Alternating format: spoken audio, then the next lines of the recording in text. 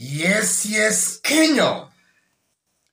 Tamu sana, yes.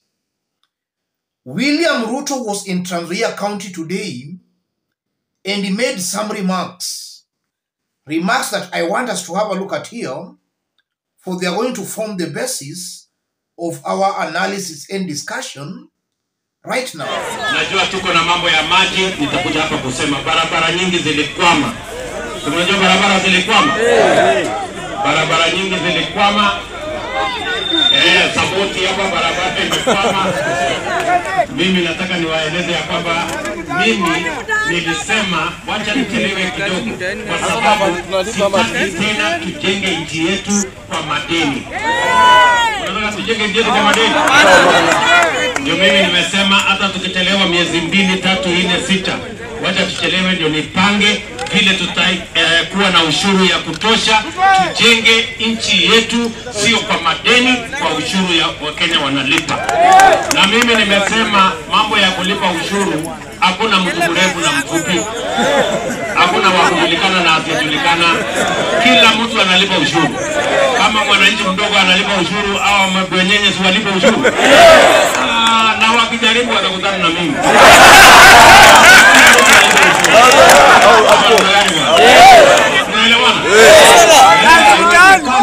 Ati mwananchi analipa, huyu mdogo analipa ushuru, ati wadosi wanaenda kusema wale wanajulikana hapa kwa wanajulikana hapa kwa waifa. Haiwezekani. Mimi ndio nitaanza kulipa ushuru mwenyewe, kila mtu afuate. Mnasemaje ndugu zangu? Unaelewana? Mimi nimekuja hapa leo, kuna mambo mengi. Ruto starts by saying barabara nyingi zilikwama. Then he goes on to admit that he has not fulfilled on some of the promises he made to Kenyans when he was campaigning, and the reason is because he does not want to develop Kenya through debts. So he's requesting for more time, 1 month, 2 months, 6 months. And then he goes on to talk about taxes. In the recent days, Kenyans have been complaining about the government's intention to spy on their M-Pesa transactions. Instead of Ruto addressing that, he seems to be opening a fight with the top boys. Wale mabwenyenye. Wasipolipa ushuru, wataonana na mimi. Kama mtu wa China analipa ushuru, wale wasipolipa ushuru, wataonana na mimi. He's escaping the real issue on the government spying on the M-Pesa transactions. Yes, on the M-Pesa transactions. What does this all mean? Let's dig deep, ladies and gentlemen. Yes. Let me start by saying this. William Ruto on the campaign trail, the one who was giving very nice promises, is the same William Ruto as the president. He's still giving very nice promises and most definitely still cheating Kenyans, and some Kenyans are still buying those lies. When Uhuru Kenyatta was the president, William Ruto and his team was saying hawakuli barabara. Right now he's saying barabara nyingi zilikwama. That's one thing. And then listening to William Samoei Ruto, he's also talking about not borrowing. He does not want to develop Kenya through debts. The truth of the matter, that in the slightly over 100 days, he has been in power as the president. His government has borrowed over 1 trillion Kenyan shillings. Nothing good to show for that amount borrowed. So he's again lying to Kenyans that he does not want to borrow. He has actually borrowed more than 1 trillion Kenya shillings. He is lying to Kenyans there again.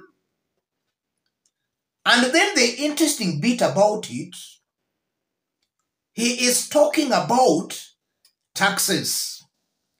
And is warning some dynasties. Let me call them dynasties, because that's exactly the kind of politics he is still trying to play.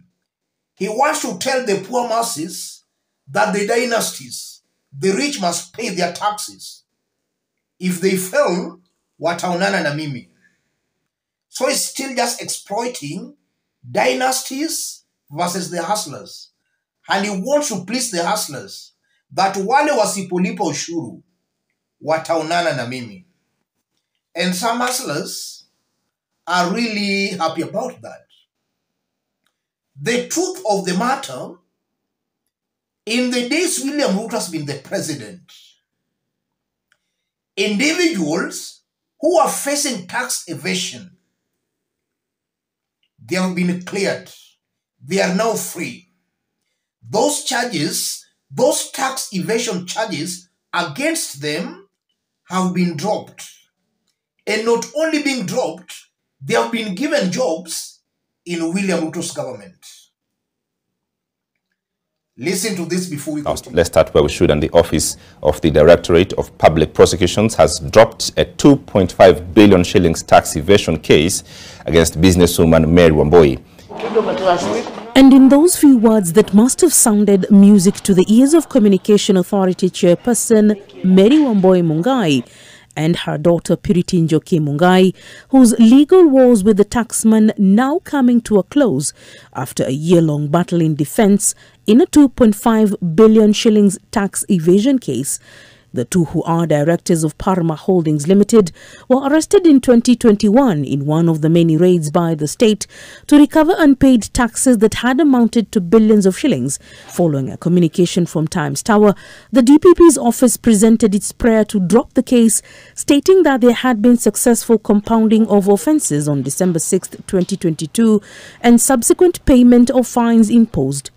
And Your Honor, in light of those circumstances, they requested our office to facilitate the withdrawal of the charges in accordance with Section 2 or 4 of the Criminal Procedure Code. With that, Mary Wamboi and her co-accused walked free several months after fellow businessman Humphrey Kariuki, who was also facing charges of tax evasion, was also acquitted. Kariuki was facing charges amounting to 17 billion shillings. His premises were also shut down as the police accused him of being in possession of unaccustomed goods. The taxman's new chairperson, Anthony Moura, has found infamy when his companies Hardy Enterprises and Toddy Civil Engineering Company were implicated in a City Hall scandal for allegedly receiving irregular payments amounting to 102 million shillings. You can see clearly William Ruto is playing politics, and this is not how a leader can develop a country. These are just lies and lies.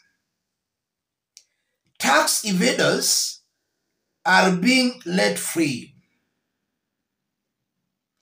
The charges they were facing are being dropped. And not only being dropped, they are being rewarded by being given jobs in the government. We have seen Mary, that Wambui Ruto. She had a tax case of 2.5 billion. Somebody, Kariuki, also had 17 billion. And then the KRA chief was also accused of some corruption.